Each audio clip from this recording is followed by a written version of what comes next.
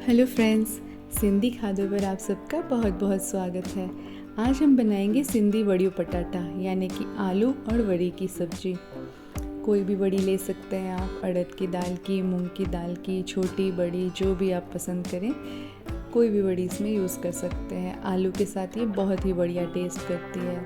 तो चलिए देखते हैं इतनी प्यारी दिखने वाली सब्जी को सिंधी स्टाइल में कैसे बनाना है। तो इसे बनाने के लिए सबसे पहले मैंने 3 से 4 चम्मच जितना तेल कुकर में ले लिया है और तेल जैसे ही गर्म होगा ना, हम इसमें वड़ियाँ ऐड कर लेंगे। आप बड़ी साइज़ की वड़ियाँ या फिर जैसे मैंने ये छोटी वड़ियाँ ली है, कोई भी आप यूज़ कर सकते हैं।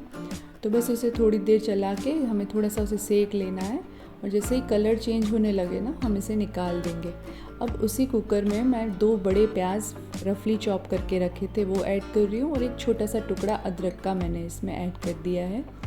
तो बस कुछ देर चलाएंगे इसे और जैसे स्लाइटली ये चेंज करने लगे ना कलर, तब मैं इसमें 6 से 7 कलियाँ लहसुन की डाल रही हूँ। ये भी बहुत बढ़िया टेस्ट करेगी ग्रेवी में ना, लहसुन का टेस्ट।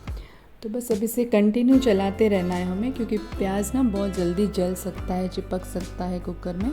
तो इसे कंटिन्यू चला लेंगे हम और बस इस तरह से चलाने के बाद हमें इसे एक गोल्डन ब्राउन कलर आने देना है, जिससे कि हमारी ग्रेवी का कलर बहुत ही बढ़िया आएगा।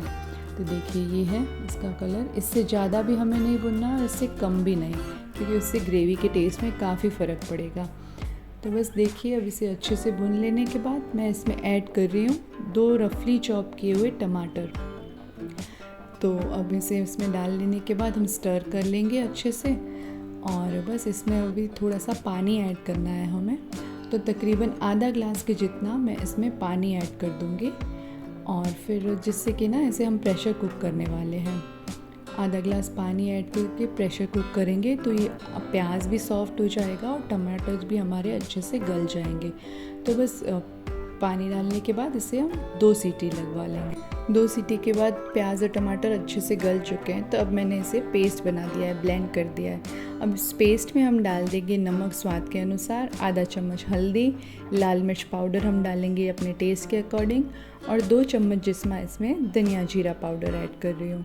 अब सारे मसालों को अच्छे से हम मिक्स कर लेंगे और इसमें मैंने देखिए बड़े टुकड़े कट करके रखे हुए हैं आलू के, 2 आलू मैंने लिए हैं और जो वड़ियाँ हमने सेक के रखी थी ना, जो सौटे की थी, वो इसमें डाल रही हूँ।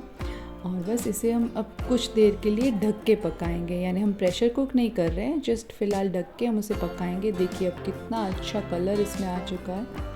तो अब मैंने इसमें डाल दिया है 1 और ग्लास पानी, क्योंकि अभी हमें इसे सीटी लगवानी है कि आलू और वड़ियाँ गल जाए ना तब तक। तो बस प्रेशर कुक कर लेंगे हम इसे 3 सीटियों तक और ये देखिए कितनी बढ़िया सब्ज़ी हमारी बनके रेडी है। अब टेक्सचर देखिए ग्रेवी का, बहुत ही बढ़िया लगती है गरम गरम रोटी या फिर गरम गरम पराठों के साथ ना। तो आप भी इसे ज़रूर से बनाइएगा और हमारे साथ अपना फीडबैक ज़रूर शेयर कीजिएगा।